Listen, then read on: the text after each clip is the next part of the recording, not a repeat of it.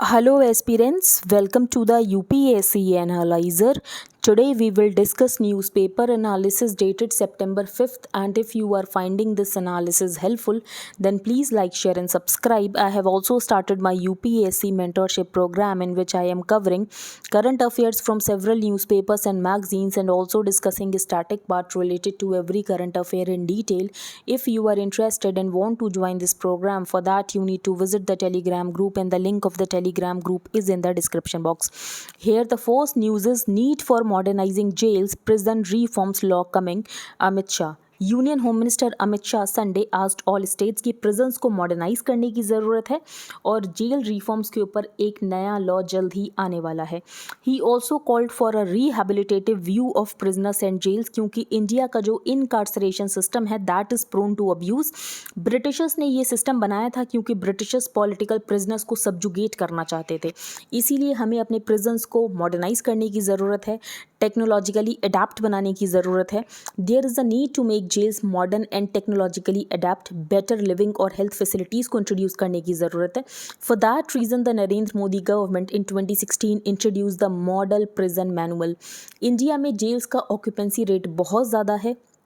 Shah said not everyone jailed is criminal by nature, और यहाँ पर कुछ लोग विक्टिम ऑफ सरकमस्टांस होते हैं. पनिशमेंट नेसेसरी है, लेकिन जेल एडमिनिस्ट्रेशन की ये रिस्पॉन्सिबिलिटी है कि जो लोग यहाँ पर बॉर्न क्रिमिनल्स नहीं हैं या क्रिमिनल्स बाई नेचर नहीं है वो मेन स्ट्रीम सोसाइटी में वापस जा सकें. तो I am not saying this from a humanitarian point of view, लेकिन लॉ एंड ऑर्डर पर्सपेक्टिव से भी ये बहुत ज़्यादा इंपॉर्टेंट है. It is the responsibility of the jail administration to ensure that jails are a medium for such people जो कि यहाँ पर बॉर्न क्रिमिनल्स नहीं है या क्रिमिनल्स बाई नेचर नहीं है, वो वापस से सोसाइटी में जा सकें, मेन स्ट्रीम सोसाइटी का हिस्सा बन सकें. फिर यहाँ पर ये बताया गया है कि गुजरात जेल्स में जो ऑक्यूपेंसी रेट है दैट इज़ 118%, 118%. अब हम नेक्स्ट न्यूज़ पर चलते हैं. फर्स्ट न्यूज़ हमारे एग्जाम पर्सपेक्टिव से इंपॉर्टेंट नहीं है तो हम डिस्कस नहीं करेंगे. Taliban using Indian assistance for their own families not people in need, Ahmad Massoud. तो जो इंडिया ह्यूमैनिटेरियन असिस्टेंस प्रोवाइड कर रहा है अफगानिस्तान को, तो तालिबान क्या कर रहा है, उस असिस्टेंस को अपने लोगों के लिए यूज़ कर रहा है और अफगानिस्तान के लोगों को प्रोवाइड नहीं कर रहा है. The Taliban regime has used India's humanitarian support for their own forces and their families, not the people truly in need, according to Ahmad Masood, जो कि लीडर है national resistant front of Afghanistan which is the key opposition to Taliban.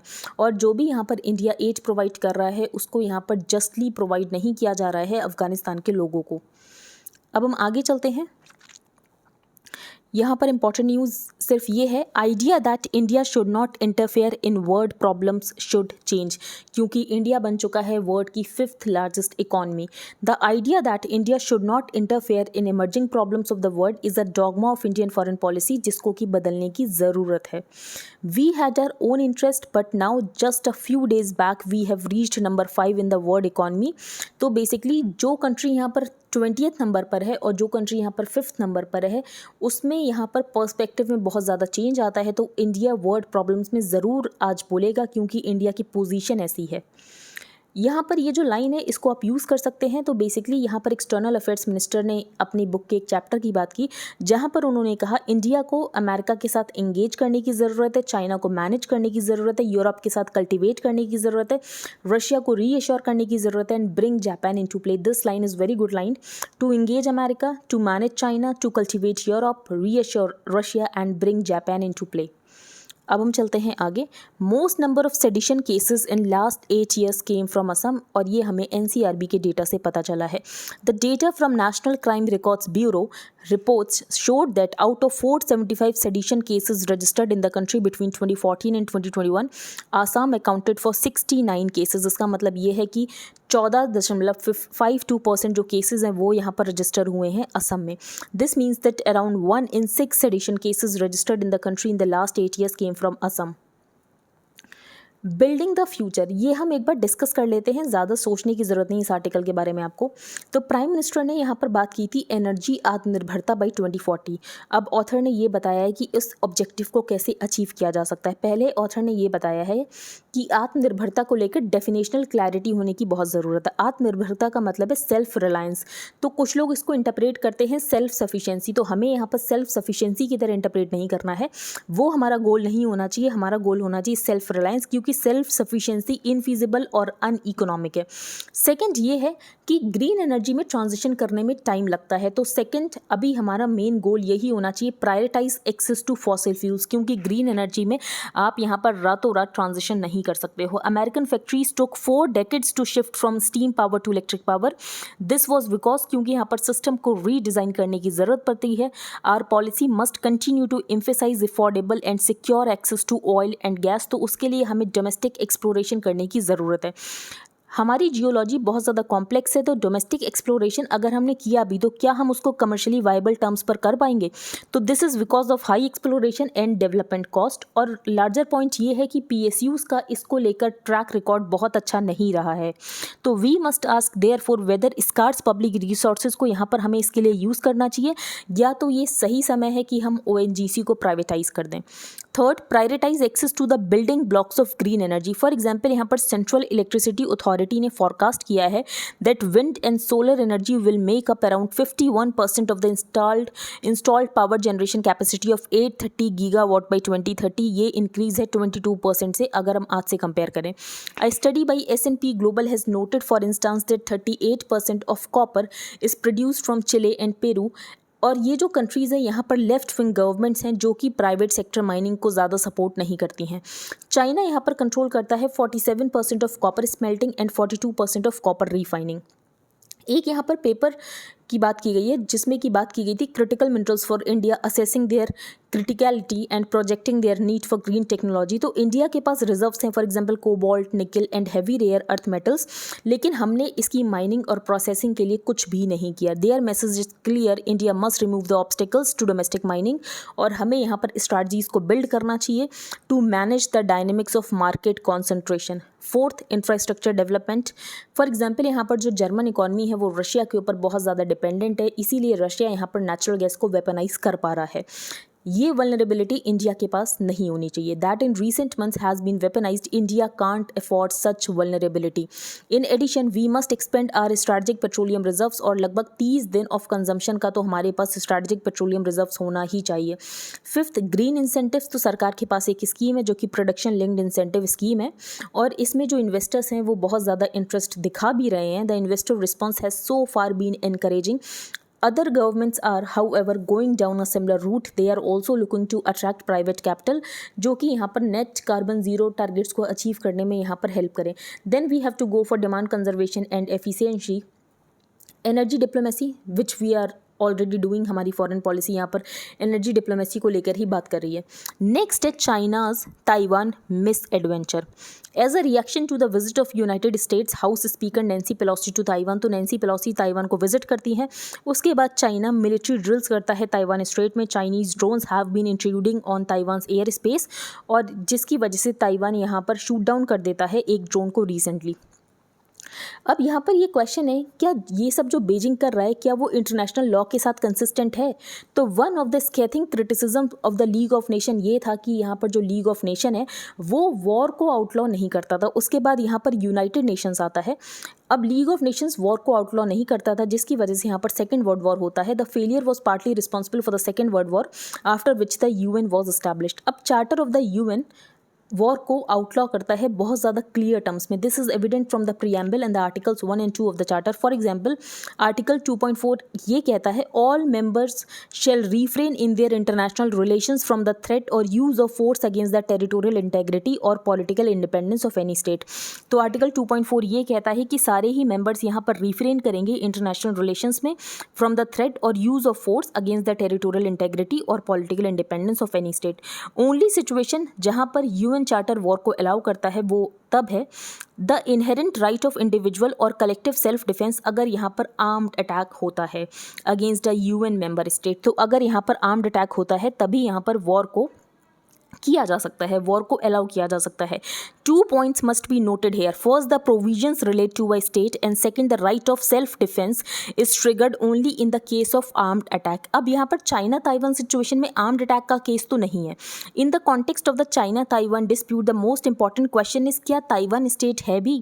Arguably, if Taiwan is not a state as China contends, Article 2 Clause 4 of the UN Charter यहाँ पर Taiwan की territorial integrity और उसकी political independence को protect नहीं करेगा। Article 1 of the मॉन्टेविडियो convention क्या बताता है कि कोई यहाँ पर स्टेट की तरह कैसे क्वालिफाई होगा।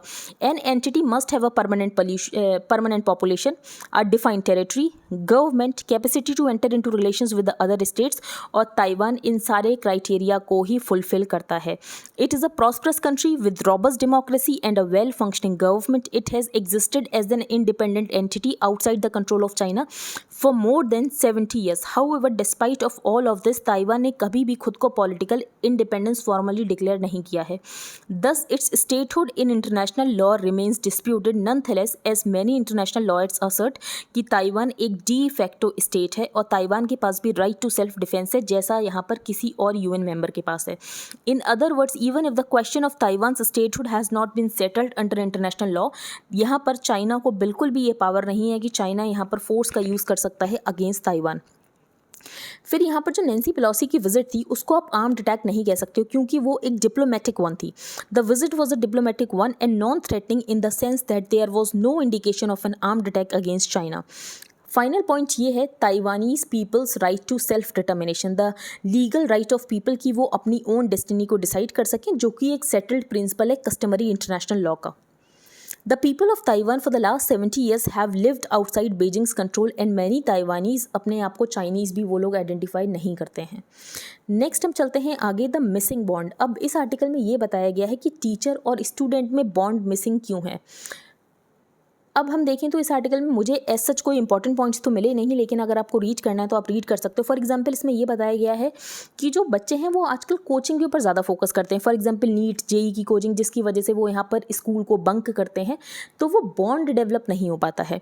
For example social science teachers are coping with a different kind of challenge कि वो अपनी नॉलेज को कैसे जस्टिफाई करें, क्योंकि यहाँ पर इंटरनेट है तो बच्चे सब कुछ यहाँ पर व्हाट्सएप यूट्यूब से ही पढ़ लेते हैं, तो उनको ऐसा लगता है तो टीचर को अपनी नॉलेज को जस्टिफाई करना पड़ता है, जो कि टीचर कभी कभी नहीं कर पाते हैं.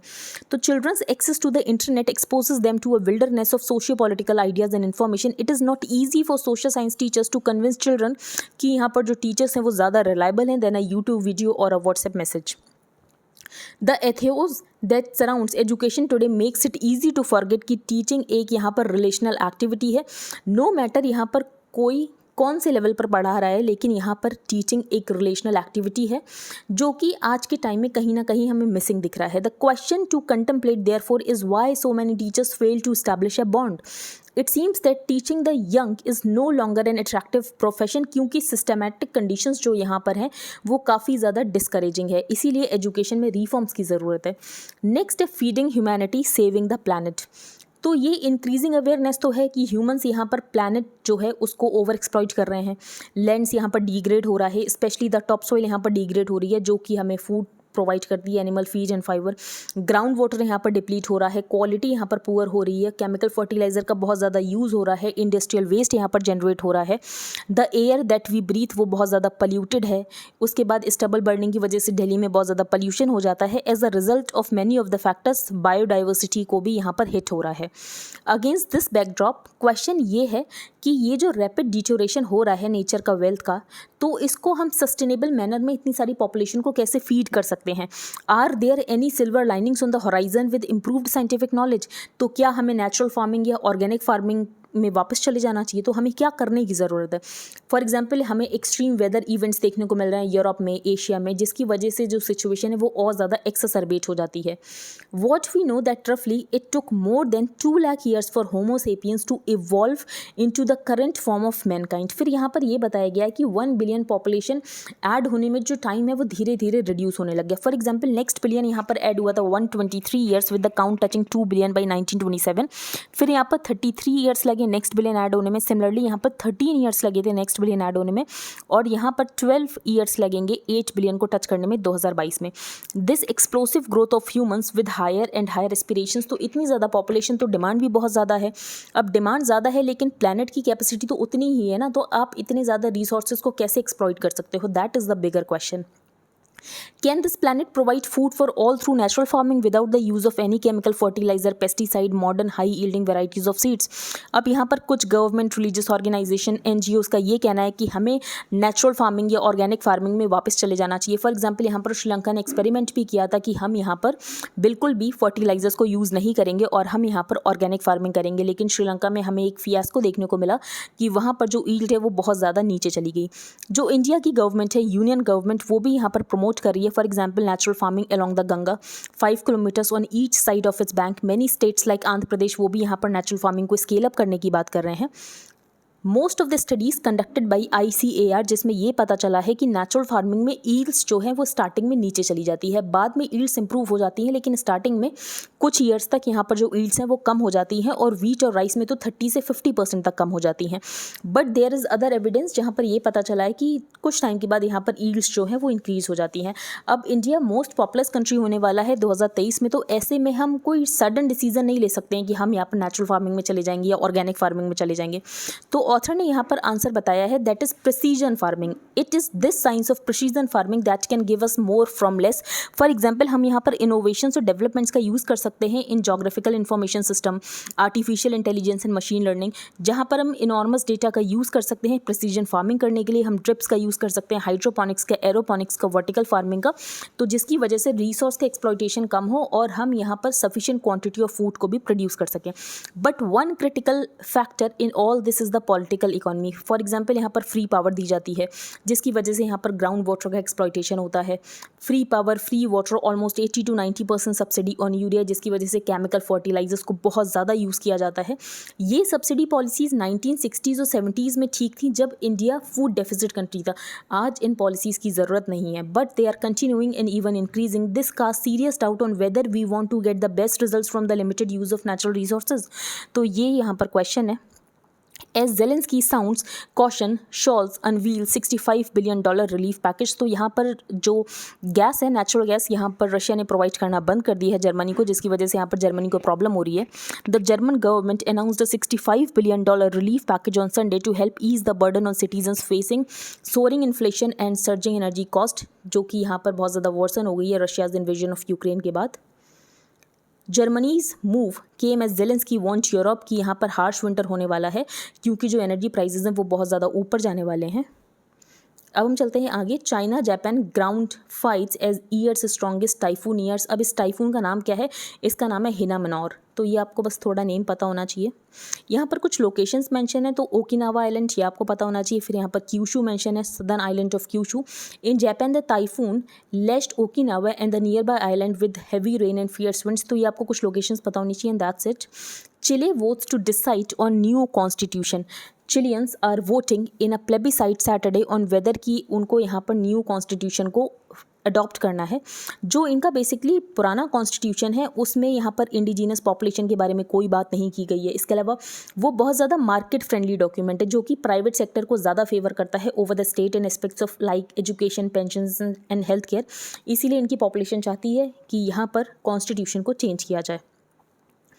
Y launches have windows. ये आर्टिकल ऐसा इंटरेस्टिंग है तो हम डिस्कस कर लेते हैं। Twice within a week space agency NASA has had to abort the launch of its Artemis 1, क्योंकि यहाँ पर कुछ प्रॉब्लम हो गई थी during the fuelling of the engine tanks. अब जो next set of launch windows है वो यहाँ पर बाद में है, अभी तो नहीं है। अब यहाँ पर लॉन्च विंडो क्यों होती है कि इसी दिन लॉन्च कर सकते हो या इसी पर्टिकुलर टाइम में लॉन्च कर सकते हो, इसी 2 घंटे के टाइम पीरियड में लॉन्च करना है। Space missions can't be launched any time they are ready to go, और यहाँ पर एक प्रिसाइज टाइम स्लॉट होता है, क्योंकि स्पेस में कुछ भी स्टेशनरी नहीं है। फॉर एग्जांपल अर्थ मूव कर रही है, जो मून में यहाँ पर मिशन भेजना है तो मून भी यहाँ पर मूव करना है, तो हमें वो टाइम देखना होता है जहाँ पर अर्थ और मून के बीच में सबसे कम डिस्टेंस हो। तो one reason for scheduling a launch window is to look for the shortest distance to the destination, और दूसरी है यहाँ पर reason that is fuel efficiency. There is no refuelling opportunity in space. The more fuel the rocket carries, उतना ही वो यहाँ पर भारी हो जाएगा और उतने ही फ्यूल की ज़रूरत पड़ेगी उसको प्रोपेल करने के लिए। तो ये 2 रीज़न्स हैं जो कि डिसाइड करते हैं कि यहाँ पर लॉन्च विंडो क्या होने वाली है। तो पहला रीज़न ये है कि शॉर्टेस्ट यहाँ पर डेस्टिनेशन होना चाहिए, कि सबसे कम यहाँ पर डेस्टिनेशन होना चाहिए, तो उसके लिए सबसे पास होना चाहिए मून और अर्थ, तभी यहाँ पर लॉन्च विंडो होनी चाहिए। तो ये कुछ फैक्टर्स हैं जो कि डिसाइड करते हैं। फॉर एग्जाम्पल ऑथर ने इसको एग्जाम्पल से समझाया। फॉर एग्जाम्पल पॉइंट ए आपका होम है, पॉइंट बी आपका वर्क प्लेस है, but what if the office is not stationary और ऑफिस यहाँ पर सर्कुलर या एलिप्टिकल पाथ में मूव कर रहा है, तो point B might still be the shortest distance from our home but the office is now not always located at point B. अब आप ये कंसिडर करोगे पॉइंट ए भी मूव कर रहा है, फॉर एग्जाम्पल पॉइंट ए यहाँ पर अर्थ है वो भी मूव कर रहा है, पॉइंट बी यहाँ पर मून है वो भी मूव कर रहा है, but what if our home too is moving around in a completely different orbit, the challenge of charting an efficient journey grows many fold. इसीलिए पॉइंट ए और बी अब ये पूरी तरीके से मीनिंगलेस हो चुके हैं, हमें अपनी ट्रेजेक्ट्रीज को यहाँ पर देखना पड़ेगा और उसके बाद शॉर्टेस्ट डिस्टेंस निकालनी पड़ेगी।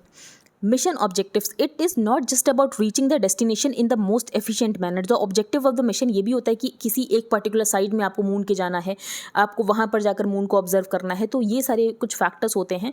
There can be hundreds of orbits around a planetary orbit, और आपको किसी एक पर्टिकुलर ऑर्बिट में ही एंटर करना है। The power of the rocket is also a factor, और आर्टेमिस 1 में जो रॉकेट यहाँ पर यूज़ किया जा रहा है that is most powerful rocket, जिसका कि नाम है space launch vehicle. Named the space launch vehicle और SLS, this rocket can take the spacecraft directly to lunar orbit. Saturn 5 rocket का यूज़ किया गया था अपोलो मिशंस में, और इस बार यूज़ किया जा रहा है आर्टेमिस 1 में स्पेस लॉन्च व्हीकल का। Because of their circular or elliptical orbits, it is possible that the two heavenly bodies are closest in distance at a time, जब वो यहाँ पर ऑपोजिट डायरेक्शन में मूव कर रहे हैं। इसके अलावा मिशन डेस्टिनेशन जो कि मून है, अगर वो सेम डायरेक्शन में होगी जिसमें अर्थ मूव कर रहा है, तो ऐसे में जो अर्थ की मोमेंटम है उससे यहाँ पर कुछ गेन हो जाएगा, लेकिन अगर ऑपोजिट केस होगा तो इसमें यहाँ पर ज़्यादा एनर्जी की ज़रूरत होगी, जिसकी वजह से एनर्जी यहाँ पर वेस्ट हो जाएगी। There is also the earth's rotation on its own axis from west to east, तो रॉकेट को अगर ईस्ट की तरफ लॉन्च किया है तो ये यहाँ पर अर्थ की रोटेशन स्पीड की वजह से गेन करेगी। A space mission can't be launched if the temperature is too cold or too hot, or if the wind is blowing at a very strong speed, rainfall, humidity, lighting, cloud, smoke। तो इन सारे factors को consider करने के बाद ही एक launch window decide की जाती है कि इस पर्टिकुलर टाइम में ही लॉन्च करना है। नेक्स्ट है who can enter the ATC complex in India, तो ये हम बिल्कुल डिस्कस नहीं करेंगे, बिल्कुल भी इंपॉर्टेंट नहीं है हमारे लिए। NCRB के डेटा से ये बताया गया है कि अराउंड 1.5 लाख डेथ्स होती हैं India road every year, of which 1/3 are accounted for by national highways. According to the data in the past 5 years road accidents dip हुए हैं, लेकिन रोड एक्सीडेंट्स की वजह से डेथ्स यहाँ पर इंक्रीज हुई हैं। मेन रीज़न क्या है, तो मेन रीज़न यहाँ पर पुअर विजिबिलिटी है, and the second reason is negligent driving and speeding. Next है Ramon Magsaysay of Philippines. Launched in 1958 the Ramon Magsaysay award, जिसको कि एशिया का नोबेल प्राइज़ भी कंसिडर किया जाता है। It recognizes outstanding leadership and communitarian contributions in Asia. Ramon Magsaysay कौन थे, तो he was the 7th president of the Philippines from 1953 until his death in an air crash in 1957. India में किस किस को रमन मैग्सेसे अवार्ड मिला है, तो prominent Indians who have won the award include Vinoba Bhave, mother Teresa, Kamala Devi Chattopadhyay, Satyajit Ray, Mahasweta Devi, Arvind Kejriwal, Anshu Gupta of Goonj, human rights activist Bezwada Wilson and journalist Ravish Kumar. Next ये हम discuss नहीं करेंगे, साइरस मिस्ट्री के बारे में यहाँ पर मेंशन है, ये भी डिस्कस नहीं करेंगे। नेक्स्ट है कि ऑनलाइन गेमिंग में बहुत ज़्यादा टैक्स एविजन हो रहा है। Tax authorities on both the direct and indirect tax side are raising scrutiny for possible evasion in one major upcoming sector that is online gaming. तो बेसिकली यहाँ पर ऑनलाइन गेमिंग में जो टैक्स एविजन हो रहा है उसके लिए यहाँ पर कुछ डायरेक्शंस इशू किए गए हैं। With the provision for updating returns introduced in the budget, Taxmann has turn the focus on gains made by people from online gaming and similar transactions. तो टैक्स डिपार्टमेंट टैक्स पेयर्स को ये चाहता है कि वो वॉलंटरली यहाँ पर डिस्क्लोज करें और टैक्स पे करें ऑन अनडिक्लेयर्ड गेन्स। फिर यहाँ पर नेक्स्ट ये बताया गया है कि PFRDA NPS आर्किटेक्चर के अंदर एक एश्योर्ड रिटर्न इन्वेस्टमेंट प्लान को लेकर आ रही है, तो वो सितंबर तक फाइनलाइज हो जाएगा। The PFRDA is giving final touches to the assured return investment plan under the NPS architecture. As the name suggest, यहाँ पर स्कीम जो है वो minimum guaranteed return to the investors को बात करेगी, लेकिन अभी यहाँ पर सारी डिटेल्स नहीं बताई गई हैं। जब डिटेल्स आ जाएंगी तब हम डिस्कस कर लेंगे। आई होप आपको सब कुछ क्लियर हो गया हो। If you liked the video then please like share and subscribe. Thank you and have a nice day.